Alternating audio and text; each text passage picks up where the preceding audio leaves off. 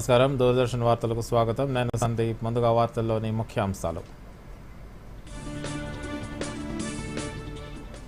నాగర్ కర్నూలు జిల్లాలో ఇందిరా సౌర గిరిజల వికాసం పథకం ప్రారంభించిన ముఖ్యమంత్రి. లబ్ధిదారులకు ఉచితంగా సోలార్ పంపు సెట్లను పంపిణీ చేసిన సీఎం. పోడు భూములను వ్యవసాయ యోగ్యం చేయటమే లక్ష్యమన్న రేవంత్ రెడ్డి. ఈ నెల 29 నుంచి జూన్ 12 వరకు వికసిత్ కృషి సంకల్ప్ అభియాన్ చేపట్టనున్న కేంద్ర వ్యవసాయ శాఖ. నూతన సాంకేతికత వంగడాలపై రైతులకు అవగాహన కల్పిస్తామన్న శివరాజ్ సింగ్ చౌహాన్. గుల్జార్ హౌస్ అగ్ని ప్రమాదంపై దర్యాప్తు ముమ్మరం. ఎఫ్ఐఆర్ నమోదు చేసిన చార్మినార్ పోలీసులు. తీవ్ర ఉప్పు కొరతను ఎదుర్కొంటున్న శ్రీలంక.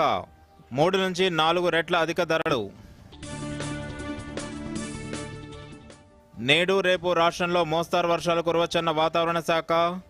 నైరుతి రుతుపవనాలు మరింత చురుకుగా మారినట్లు వెల్లడి. ఐపీఎల్లో నేడు లక్నోతో తలపడనున్న హైదరాబాద్ జట్టు. రాత్రి 7:30 లక్నో వేదికగా మ్యాచ్.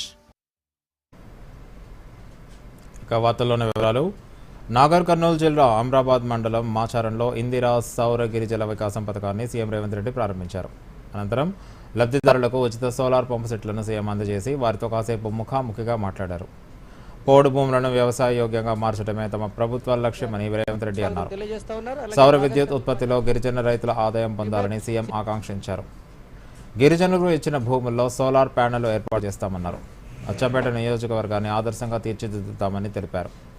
ప్రయోగాత్మక ప్రాజెక్టుకు ఒక ఐఏఎస్ ఆఫీసర్ని ప్రత్యేక అధికారిగా నియమిస్తామని చెప్పారు.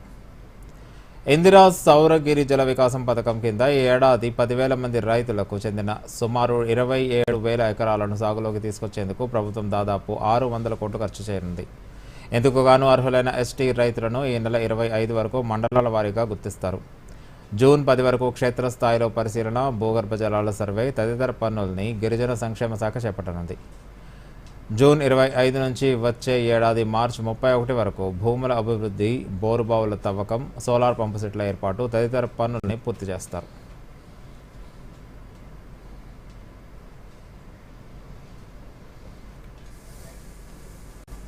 మీకే ఖాతా తెరిపించి మీ ఖాతాలని వేసేటట్టు సోలార్ పంప్ సెట్లు పెట్టుకొని వ్యవసాయానికి బాగా మన అచ్చంపేట నియోజకవర్గంలో నా సొంతూరు ఇన్నే తెలుసు కదా. తెలుసు సార్. మొత్తం నీ కాన్స్టిట్యున్సీలో మొత్తం వ్యవసాయ పంపు సెట్లు అన్ని కరెంటు తీసేసి సోలార్ పంప్ సెట్ పెట్టడానికి అన్ని ఇప్పిస్తా. ఒక్క రూపాయి కూడా మీరు పెట్టాల్సిన పని లేదు. 100% ఉచితంగా బట్టిసారి చెప్పి మీకు అన్ని పంపు సెట్లు ఇప్పిస్తాం. ఎన్ని నీ నియోజకవర్గంలో పంపు సెట్లునో లెక్కది.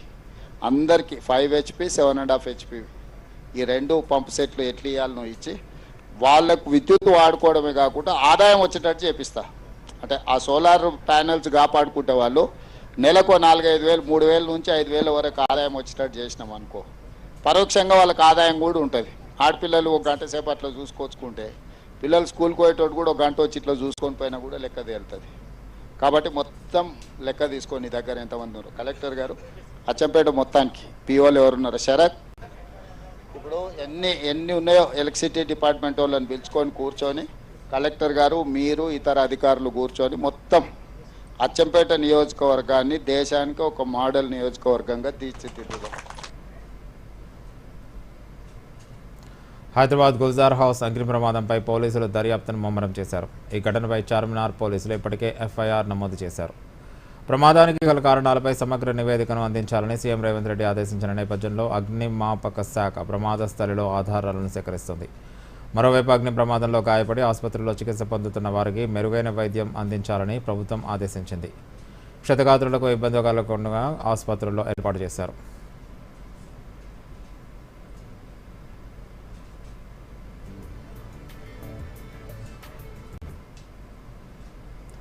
తెలంగాణలో సరస్వతి పుష్కరాలకు భక్తులు పెద్ద సంఖ్యలో తరలివస్తున్నారు. భూపాలపల్లి జిల్లాలో జరుగుతున్న పుష్కరాలకు 5వ రోజు భక్తులు భారీగా చేరుకుని త్రివేణి సంగమంలో స్నానమాచరించి కాళేశ్వర ముక్తేశ్వర స్వామిని దర్శించుకుంటున్నారు. 12 ఏళ్లకు ఒకసారి వచ్చే పుష్కరాలు కావడంతో ఇతర రాష్ట్రాల నుంచి భక్తులు తరలి వస్తున్నారు. తెలంగాణ, ఆంధ్రప్రదేశ్, మహారాష్ట్ర, కర్ణాటకల నుంచి పెద్ద సంఖ్యలో భక్తులు తరలి రావడంతో అందుకు అవసరమైన ఏర్పాట్లను ప్రభుత్వం చేస్తుంది.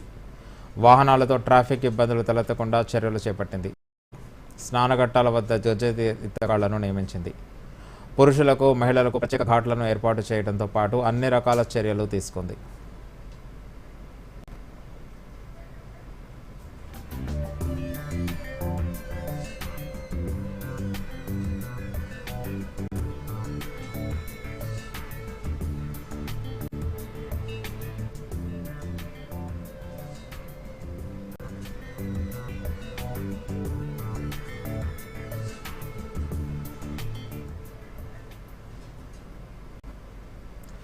అమృత్ భారత్ స్టేషన్ పథకంలో భాగంగా రైల్వే ప్రయాణికులకు మెరుగైన వసతులు కల్పించేందుకు కేంద్ర ప్రభుత్వం చర్యలు చేపట్టింది.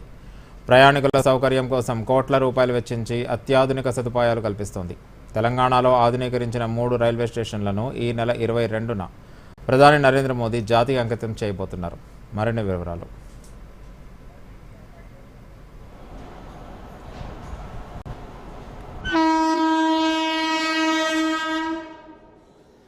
దేశవ్యాప్తంగా రైల్వే స్టేషన్ల ఆధునీకరణపై కేంద్రంలోని మోదీ ప్రభుత్వం ప్రత్యేక దృష్టి పెట్టింది.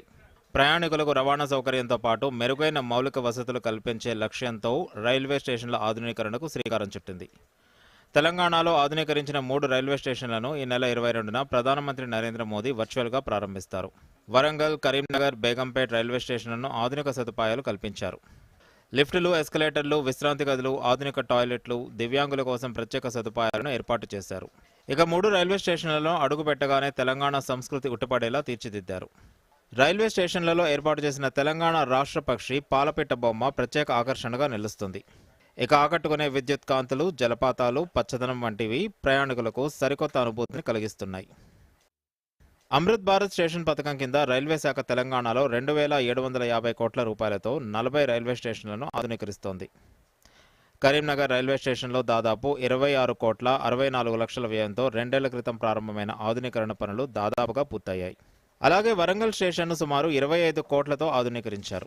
ఈ నేపథ్యంలో కరీంనగర్ రైల్వే స్టేషన్ ఆధునీకరణ పనులను, స్టేషన్ ప్రారంభోత్సవ ఏర్పాట్లను పరిశీలించేందుకు కేంద్ర మంత్రి బండి సంజయ్ కరీంనగర్ రైల్వే స్టేషన్ను పరిశీలించారు. అనంతరం మీడియాతో మాట్లాడుతూ అమృత్ భారత్ పథకం కింద దేశవ్యాప్తంగా 25,000 కోట్ల రూపాయల వ్యయంతో దేశవ్యాప్తంగా 1,350 రైల్వే స్టేషన్ల అభివృద్ధి చేస్తున్నట్లు తెలిపారు. ఈ నెల 22వ తారీఖు నాడు 102 రైల్వే స్టేషన్లను స్వయంగా దేశ ప్రధాని ప్రియతమ నాయకులు నరేంద్ర మోడీ గారి యొక్క సాహసాలతో వర్చువల్ ద్వారా దేశవ్యాప్తంగా ఈ 102 రైల్వే స్టేషన్లను 22వ తారీఖు నాడు ప్రారంభించబోతున్నారు. ఈ 102 రైల్వే స్టేషన్లో తెలంగాణ రాష్ట్రానికి సంబంధించి 3 రైల్వే స్టేషన్లు ఉన్నాయి. బేగంపేట్, వరంగల్, కరీంనగర్. దానిలో కరీంనగర్ రైల్వే స్టేషన్ ఉండడం నిజంగా అదృష్టంగా భావిస్తుంది. 2023 ఆగస్టులో ప్రారంభించిన పనులు ఇలా పూర్తవుతున్నాయి. కేవలం 21 నెలల్లో ఇలా దాదాపు 95% పనులన్నీ పూర్తయినాయి. మరి ఎస్కలేటర్ కానీ, లిఫ్ట్ కానీ, విఐపి లాంచ్ కానీ, ఫుడ్ కోర్ట్స్ కానీ, దాంతోపాటు బుకింగ్ కౌంటర్ కానీ, ఏసీ గదులు కానీ, 9 ప్లాట్ఫామ్స్, ఇట్లా అన్ని రకాల మంచి ఎలివేషన్, ప్రయాణికులకు ఏ ఇబ్బంది లేకుండా అన్ని సౌకర్యాలతో ఇలా రైల్వే స్టేషన్ నిర్మాణం ఇలా కరీంనగర్ జరిగింది. కరీంనగర్ ప్రజలంతా కూడా నరేంద్ర మోడీ గారికి రుణపడి ఉంటారు. తెలంగాణలో 2,000 కోట్లతో 40 రైల్వే స్టేషన్ల ఆధునీకరణ పనులు కొనసాగుతున్నాయన్నారు. త్వరలోనే జమ్మిగుంట రైల్వే స్టేషన్ను కూడా ఆధునీకరించబోతున్నట్లు తెలిపారు. జమ్మిగుంట రైల్వే స్టేషన్ కూడా పూర్తిగా ఆధునీకరించబోతున్నాం. కరీంనగర్ రైల్వే స్టేషన్ ఏ విధంగా ఆధునీకరించడమో జమ్మిగుంట రైల్వే స్టేషన్ కూడా అన్ని సౌకర్యాలతో ఆధునీకరించాలని చెప్పి కేంద్ర మంత్రి గారు కూడా చెప్పడం జరిగింది. వారు కూడా అనుగుణంగా స్పందించారు. హైదరాబాద్లో బేగంపేటతో పాటు హైటెక్ సిటీ, మలక్పేట్, ఉందానగర్, హఫీజ్పేట్, యాకుత్పురా, మల్కాజ్గిరి స్టేషన్లను రీడెవలప్మెంట్ చేసింది రైల్వే శాఖ. గత ఏడాది ఫిబ్రవరిలో 26 కోట్ల 55 లక్షల రూపాయలతో బేగంపేట్ రైల్వే స్టేషన్ను రీడెవలప్మెంట్ పనులు చేపట్టింది రైల్వే శాఖ. Bureau report, Doordarshan news.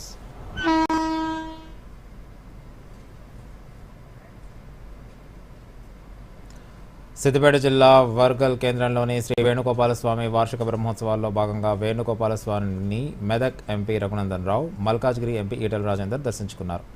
ఈ సందర్భంగా ఆలయంలో ప్రత్యేక పూజలు నిర్వహించారు. వేద పండితుల ఆశీర్వచనాలు తీసుకున్నారు. ఈ సందర్భంగా ఎంపీ ఈటెల రాజేందర్ మాట్లాడుతూ వర్గల్ శ్రీ వేణుగోపాలస్వామి దేవాలయం సుమారు 800 సంవత్సరాల క్రితం నిర్మించారని, ఇక్కడికి ఎన్నో ప్రదేశాల నుంచి ప్రజలు తరలి వస్తారని తెలిపారు. ఆలయాల అభివృద్ధికి కేంద్రం కృషి చేస్తుందని చెప్పారు.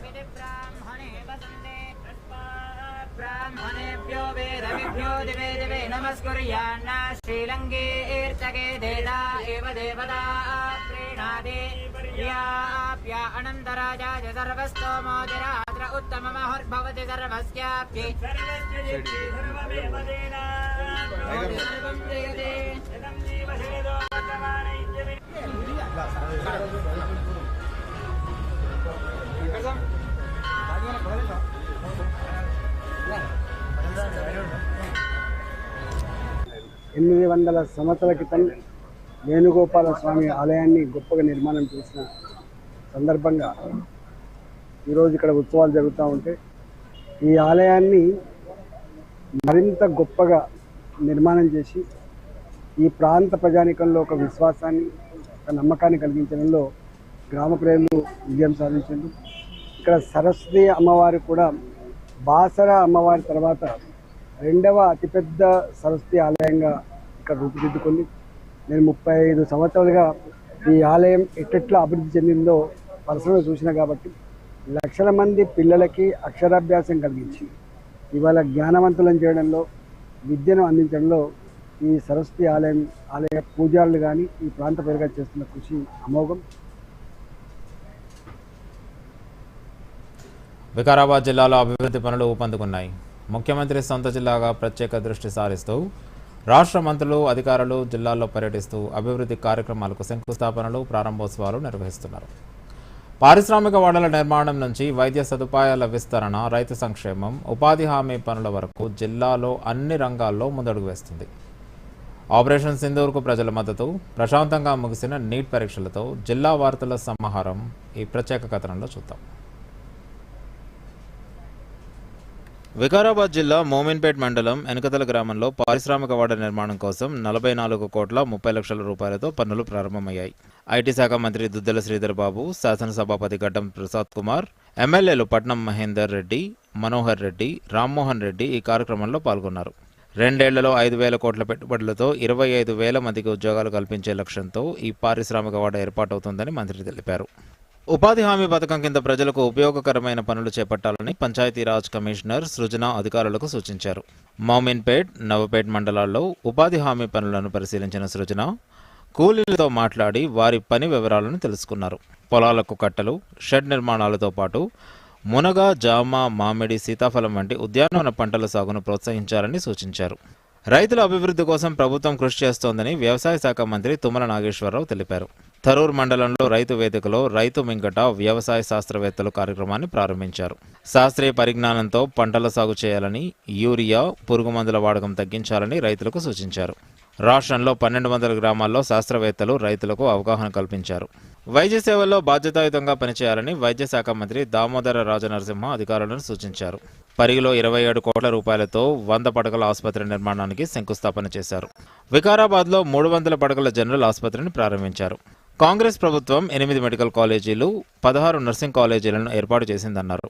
4 హెల్త్ కేర్ రీజనల్ సెంటర్లు, హైవే ట్రామా కేర్ సెంటర్లకు ఏర్పాటుకు కృషి చేసినట్లు తెలిపారు. వికారాబాద్లో నీట్ పరీక్షలు ప్రశాంతంగా ముగిశాయి.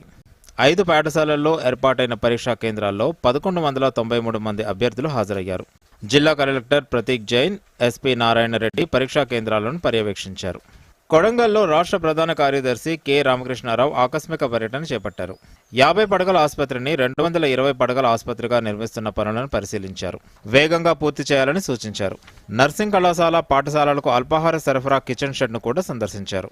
ఆపరేషన్ సింధూర్ కార్యక్రమంలో భాగంగా వికారాబాద్లో మేము సైతం నినాదంతో ఆశ్రు నివాళి యాత్ర నిర్వహించారు. ఆలంపల్లి చౌరస్తా నుంచి ఎన్టీఆర్ చౌరస్తా వరకు యువత, ప్రజలు, రాజకీయ నాయకులు, ఎక్స్ సర్వీస్ మెన్, డాక్టర్లు పాల్గొన్నారు. దేశ రక్షణ కోసం త్యాగం చేసిన జవాన్లను స్మరించుకుంటూ దేశభక్తి సందేశాన్ని అందించారు. పారిశ్రామిక ప్రగతి, వైద్య సదుపాయాల విస్తరణ, రైతు సంక్షేమం, ఉపాధి హామీ కార్యక్రమాలతో వికారాబాద్ జిల్లా అభివృద్ధి పథంలో దూసుకెళ్తుంది. Bureau report, Doordarshan news. తాతయ్య, ఇది ఏం మొక్క? టాంజరీన్, చాలా తీగా ఉంటుంది, పీకేయద్దు.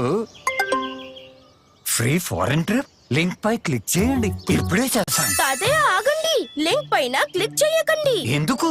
ఇది SMS స్కామ్. క్లిక్ చేస్తే మీ బ్యాంక్ డీటెయిల్స్ దొంగిలించబడతాయి. ఓ థ్యాంక్స్ గప్పు, కాపాడావు.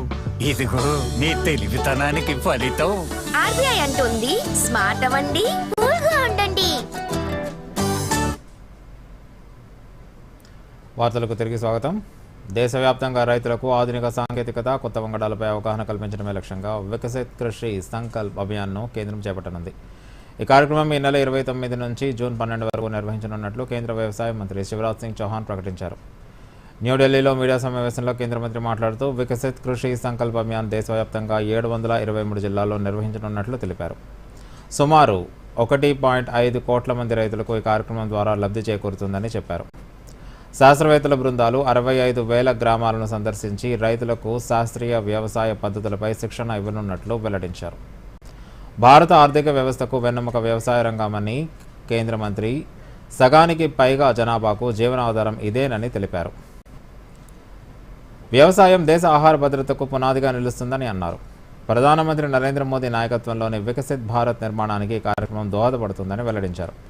2023-24లో ఆహార ధాన్యాల ఉత్పత్తి సుమారు 1,557 లక్షల టన్నులు కాగా 2024-25లో 1,664 లక్షల టన్నులకు పెరిగిందన్నారు.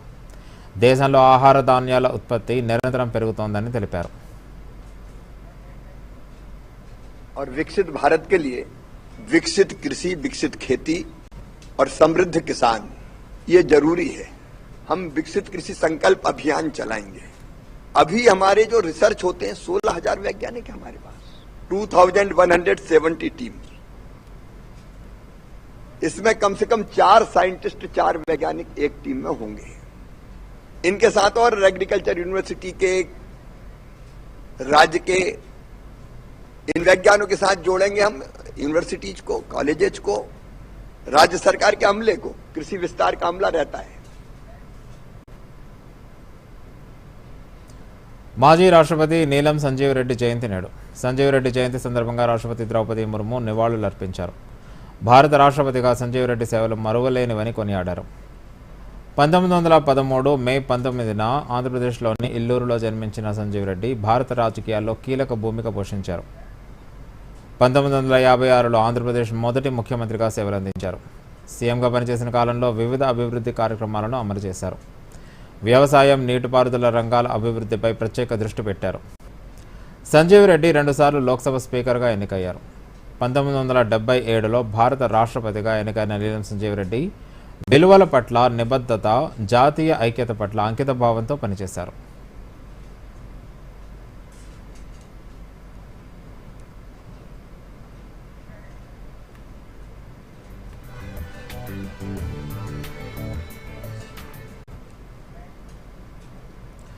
విదేశాంగ శాఖకు అనుబంధంగా ఉన్న పార్లమెంటరీ స్టాండింగ్ కమిటీతో ఆ శాఖ కార్యదర్శి విక్రమ్ మిశ్రీ ఈరోజు సమావేశమవుతారు. పహల్గాం దాడి అనంతరం ఆపరేషన్ సింధూర్ గురించి ఆయన కమిటీకి వివరిస్తారు.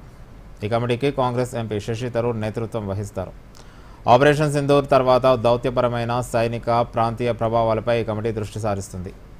విక్రమ్ మిశ్రీ ఈ సమావేశంలో పాకిస్తాన్తో ప్రస్తుత దౌత్య సంబంధాలు, సరిహద్దు భద్రతా సవాళ్లు, ప్రాంతీయ స్థిరత్వంపై విస్తృత ప్రభావాలను వివరిస్తారు.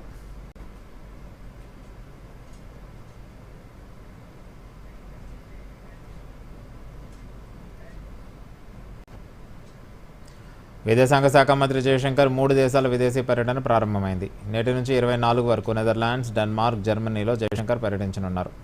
ఈ 3 దేశాల ప్రభుత్వాధినేతలను కలిసి కొన్ని కీలక అంశాలపై ఆయన చర్చలు జరుపుతారు. సీమాంతర ఉగ్రవాదాన్ని పాకిస్తాన్ ఏ విధంగా పెంచి పోషిస్తుందో జయశంకర్ ఈ సందర్భంగా దేశాధినేతలకు వివరించనున్నారు. కాగా పర్యటనలో భాగంగా ముందుగా ఉదయం నెదర్లాండ్స్కు చేరుకున్నారు. అక్కడ ఆయనకు ఘన స్వాగతం లభించింది. నెదర్లాండ్స్లో భారత రాయబారి కుమార్ తుహీన్, విదేశాంగ వ్యవహారాల డైరెక్టర్ గ్యాబ్రియాలా శాంసిసి జయశంకర్కు సాదర స్వాగతం పలికారు.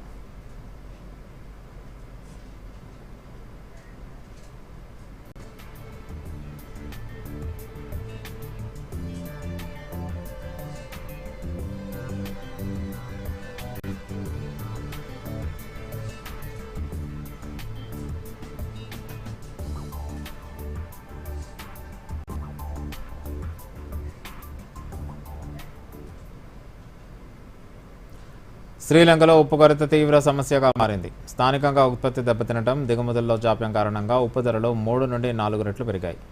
ఈ ఏడాది భారీ వర్షాల వల్ల 35,000 మెట్రిక్ టన్నుల ఉప్పు ఉత్పత్తి జరుగుతుందని భావించగా కేవలం 8,000 మెట్రిక్ టన్నులు మాత్రమే ఉత్పత్తి అయింది. వర్షాల కారణంగా దాదాపు 15,000 మెట్రిక్ టన్నుల ఉప్పు కొట్టుకుపోయింది. ఈ పరిస్థితిపై ఉప్పు ఉత్పత్తిదారుల సంఘం ఆందోళన వ్యక్తం చేసింది. 30,000 మెట్రిక్ టన్నుల అయోడైజ్డ్ కాని ఉప్పు దిగుమతి చేసుకోవడంలో జరిగిన జాప్యం సంక్షోభాన్ని మరింత తీవ్రతరం చేసిందని తెలిపింది. భారత్ నుంచి త్వరలో ఉప్పు షిప్మెంట్ రానుందని, 2 వారాల్లో ధరలు స్థిరపడే అవకాశం ఉందని ఆ దేశ ప్రభుత్వ అధికారి వెల్లడించారు.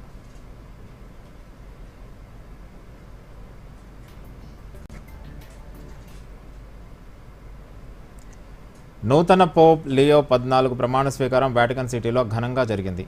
సెయింట్ పీటర్ స్క్వేర్లో జరిగిన ప్రారంభ ప్రార్థనకు దాదాపు 2 లక్షల మంది హాజరయ్యారు. వారసత్వంగా వస్తున్న గొర్రెపిల్ల ఉన్నితో చేసిన శాలువాను భుజాలపై వేసినప్పుడు, మత్స్యకారుని ఉంగరాన్ని వేలికి తొడిగినప్పుడు పోప్ లియో ఉద్వేగానికి గురయ్యారు. ఈ ఉత్సవానికి భారత ప్రభుత్వ ప్రతినిధిగా రాజ్యసభ డిప్యూటీ చైర్మన్ హరివంశ్ హాజరయ్యారు. అనంతరం పోప్ లియోతో హరివంశ్ ప్రత్యేకంగా సమావేశమయ్యారు.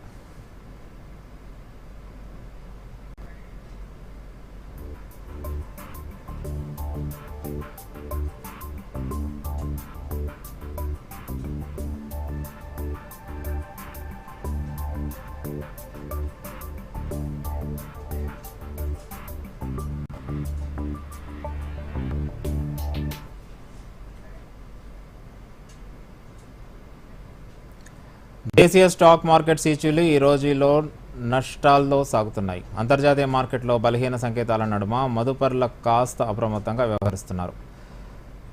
మధ్యాహ్నం 12 గంటల సమయంలో సెన్సెక్స్ 64 పాయింట్ల నష్టంతో 82,266 వద్ద ట్రేడ్ అవుతుండగా నిఫ్టీ 9 పాయింట్ల నష్టంతో 25,000 వద్ద ఉన్నాయి. డాలర్తో రూపాయి మారకం విలువ 85.41 వద్ద ప్రారంభమైంది.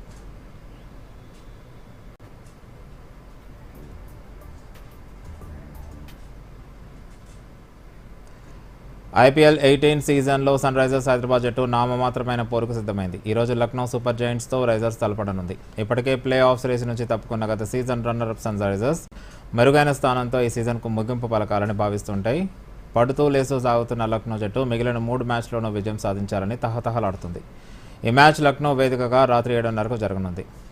రిషబ్ పంత్ సారథ్యంలోని లక్నో జట్టు గత 5 మ్యాచ్లలో 4 ఓడింది. ఈ నేపథ్యంలో తెగించి పోరాడేందుకు రెడీ అవుతోంది. పేలవ ప్రదర్శనతో విమర్శలు ఎదుర్కొంటున్న లక్నో సారథి పంత్పై తీవ్ర ఒత్తిడి నెలకొంది. అనుకోని విరామం తర్వాత అయినా పంత్ విజృంభిస్తాడా అనేది చూడాలి. ఈ సీజన్ 11 మ్యాచ్లు ఆడిన లక్నో 5 విజయాలు 6 పరాజయాలతో 9 పాయింట్లతో ఉంది. మరోవైపు ఆరెంజ్ ఆర్మీ 11 మ్యాచ్లలో 3 విజయాలు 7 ఓటములతో, ఒక మ్యాచ్లో ఫలితం తేలకపోవడంతో 7 పాయింట్లతో ఉంది.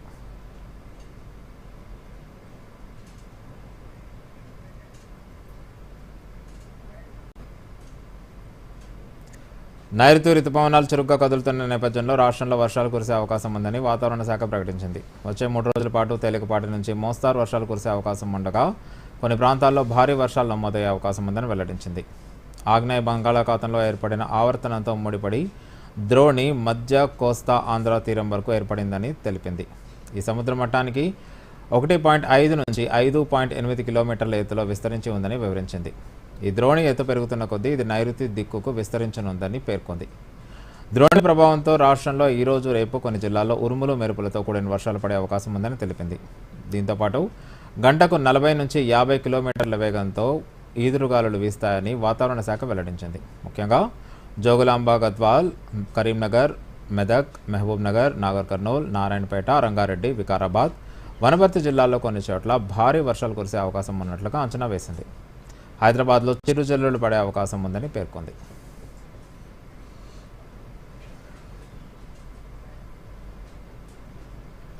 కర్ణాటకలోని బెంగళూరు నగరం అకాల వర్షాలతో అతలాకుతలమైంది. అనేక ప్రాంతాల్లో భారీగా వర్షపు నీరు నిలిచిపోవడంతో ప్రజలు తీవ్ర ఇబ్బందులు ఎదుర్కొంటున్నారు. ప్రస్తుతం కర్ణాటకలో దాదాపు 18 జిల్లాల్లో మే 24 వరకు భారీ వర్షాలు కురుస్తాయని వాతావరణ శాఖ వెల్లడించింది. ఈ క్రమంలో కొన్ని చోట్ల ఆరెంజ్ అలర్ట్, మరికొన్ని ప్రాంతాలకు ఎల్లో అలర్ట్ కూడా అందించింది. ప్రధానంగా ఉత్తర కన్నడ, దక్షిణ కన్నడ, ఉడిపి, బాగల్కోట్, బెల్గాం, బీదర్ జిల్లాల్లో భారీ వర్షాలు కురుస్తాయని ఐఎండీ ఆరెంజ్ అలర్ట్ కొనసాగుతుంది. ఇక కర్ణాటక రాజధాని బెంగళూరు, దాని చుట్టుపక్కల ప్రాంతాల్లో వాతావరణ శాఖ ఎల్లో అలర్ట్ జారీ చేసింది.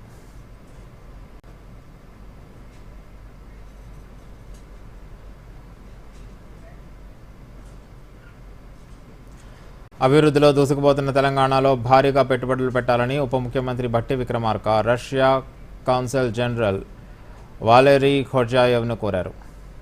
హైదరాబాద్ ప్రజా భవన్లో డిప్యూటీ సీఎంను రష్యా కౌన్సిల్ జనరల్ మర్యాదపూర్వకంగా కలిశారు. ఈ సందర్భంగా రాష్ట్రంలో జరుగుతున్న అభివృద్ధి కార్యక్రమాలను ఉప ముఖ్యమంత్రి Bhatti Vikramarka Russia council general Valery ఖోర్జాయేవ్ను వివరించారు. దేశంలో తెలంగాణ కొత్త రాష్ట్రం అయినప్పటికీ వేగంగా అభివృద్ధి చెందుతుందని చెప్పారు. హైదరాబాద్ నగరంలో 30,000 ఎకరాల్లో ఫ్యూచర్ సిటీ నిర్మాణం చేస్తున్నామని, రాష్ట్రంలో ఫార్మా ఇండస్ట్రీతో పాటు ఇతర పరిశ్రమల అభివృద్ధికి కృషి చేస్తున్నామన్నారు. ఈ సందర్భంగా వాలెరీ మాట్లాడుతూ తెలంగాణ రాష్ట్రానికి వచ్చినందుకు చాలా సంతోషంగా ఉందని అన్నారు. తెలంగాణ రాష్ట్రంలో అడ్వాన్స్ హై టెక్నాలజీ పురోగమిస్తున్న పరిశ్రమల అభివృద్ధిని గమనించామని చెప్పారు. తెలంగాణ రాష్ట్రంలో pharma, biotechnology, T hub, IT industry అభివృద్ధి చాలా బాగున్నందున రష్యా పారిశ్రామికవేత్తలు తెలంగాణలో పెట్టుబడులు పెట్టడానికి సిద్ధంగా ఉన్నారని తెలిపారు. ఆపరేషన్ సింధూర్ దేశ రక్షణ సిద్ధాంతం, త్రివిధ దళాల మధ్య సమన్వయం, పదునైన వ్యూహాలు, అత్యున్నత సాంకేతికతలో కొత్త అధ్యాయం ప్రారంభించిందని రక్షణ శాఖ తెలియజేసింది. పహల్గాం దాడి అనంతరం చేపట్టిన ఆపరేషన్ సింధూర్ త్రివిధ దళాల వృత్తి నైపుణ్యత, ఖచ్చితత్వం, లక్ష్యానికి ప్రతీక అని ఒక ప్రకటనలో పేర్కొంది. నియంత్రణ రేఖతో పాటు పాకిస్తాన్ లోపల ఉన్న ఉగ్ర స్థావరాలను ధ్వంసం చేసే లక్ష్యంతో ఈ ఆపరేషన్ చేపట్టినట్లు ఒక ప్రకటనలో తెలిపింది. ఆపరేషన్ సింధూర్లో భాగంగా వివిధ ఇంటెలిజెన్స్ సంస్థలు ఇచ్చిన సమాచారం ప్రకారం 9 ఉగ్ర స్థావరాలను గుర్తించి వాటిని ధ్వంసం చేసినట్లు తెలిపింది. సమగ్ర ప్రణాళికతో వివిధ బలాల మధ్య సమన్వయం ద్వారా జన ఆవాసాలకు ఎటువంటి నష్టం లేకుండా ఈ దాడులను నిర్వహించారు.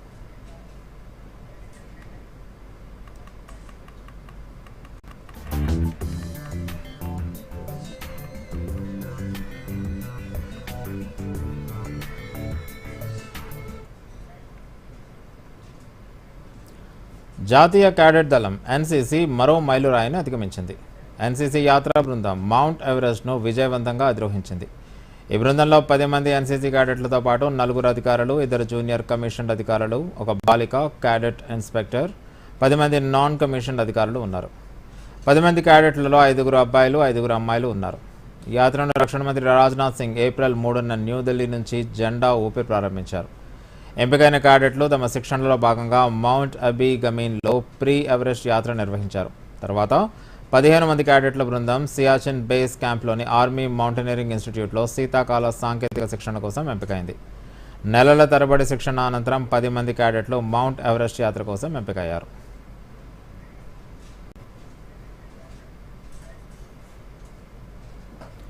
పహల్గాం ఉగ్రదాడి తర్వాత జమ్మూ కాశ్మీర్లో ఉగ్రవాదుల వేట ముమ్మరంగా కొనసాగుతుంది. ఇందులో భాగంగా షోపియాన్ జిల్లా డీకే పోరాలో నిర్వహించిన సంయుక్త ఆపరేషన్లో భారత సైన్యం, జమ్మూ కాశ్మీర్ పోలీసులు 2 ఉగ్రవాదులను అరెస్ట్ చేశారు. ఉగ్రవాదుల నుంచి 2 పిస్టల్స్, 4 గ్రెనేడ్లు, 43 లైవ్ రౌండ్లు, ఇతర ఆయుధ సామాగ్రి భద్రతా దళాలు స్వాధీనం చేసుకున్నాయి. అనంతరం వారిని అదుపులోకి తీసుకుని ఉగ్రవాద కార్యకలాపాలపై ప్రశ్నిస్తున్నారు. షోపియాన్ ప్రాంతంలో భారీ ఎత్తున ఈ సర్చ్ ఆపరేషన్ కొనసాగిస్తున్నారు. ఇక వార్తలు ముగించే ముందు ముఖ్యాంశాలు మరోసారి.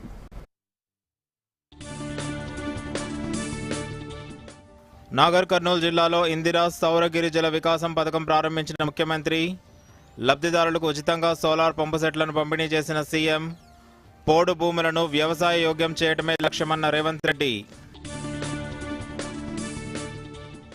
ఈ నెల 29 నుంచి జూన్ 12 వరకు వికసిత్ కృషి సంకల్ప్ అభియాన్ చేపట్టనున్న కేంద్ర వ్యవసాయ శాఖ. నూతన సాంకేతికత, వంగడాలపై రైతులకు అవగాహన కల్పిస్తామన్న శివరాజ్ సింగ్ చౌహాన్. 3 దేశాల విదేశీ పర్యటనకు జైశంకర్, నెదర్లాండ్స్ చేరుకున్న విదేశాంగ మంత్రి. సీమాంతర ఉగ్రవాదం వల్ల భారత్ ఎదుర్కొంటున్న సవాళ్లను వివరించనున్న జైశంకర్. గుల్జార్ హౌస్ అగ్ని ప్రమాదంపై దర్యాప్తు ముమ్మరం, ఎఫ్ఐఆర్ నమోదు చేసిన చార్మినార్ పోలీసులు. తీవ్ర ఉప్పు కొరతను ఎదుర్కొంటున్న శ్రీలంక, 3 నుంచి 4 రెట్ల అధిక ధరలు. నేడు రేపు రాష్ట్రంలో మోస్తారు వర్షాలు కురవచ్చన్న వాతావరణ శాఖ. నైరుతి రుతుపవనాలు మరింత చురుకుగా మారినట్లు వెల్లడి. ఐపీఎల్లో నేడు లక్నోతో తలపడనున్న హైదరాబాద్ జట్టు. రాత్రి 7:30 లక్నో వేదికగా మ్యాచ్. దూరదర్శన్ యాదగిరి వార్తలను ఇప్పుడు సోషల్ మీడియాలో కూడా చూడొచ్చు. యూట్యూబ్ అయితే డిడి న్యూస్ తెలంగాణ, ఎక్స్ వేదికగా అయితే DD news Telangana @DD Yadagiri news, Facebook అయితే డిడి న్యూస్ తెలంగాణలో చూసి సబ్స్క్రైబ్ చేసి లైక్ చేయండి, షేర్ చేయండి.